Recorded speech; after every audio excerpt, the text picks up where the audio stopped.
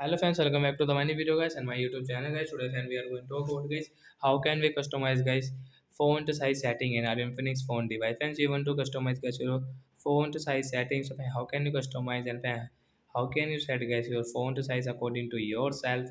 Today friends I will show you, I will tell you in this video. So friends, now let's see how can we customize guys font size setting in Infinix phone device. So friends, open your phone setting first of all. After on phone setting, guys, scroll it. Friends, click on guys your phone display and brightness. Guys, tap here. Friends, again scroll. Click on font size.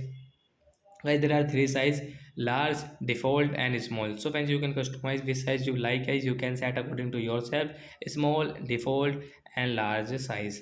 So I will customize into small size. So like that, guys, you can see guys your font small size setting. So like that, guys, you want to set your font small size. So fine, you can set it. So that's it, guys. Thanks for watching the video. Bye bye, friends. I hope friends you understood how to customize and how to use font size in Infinix phone device. So bye, guys.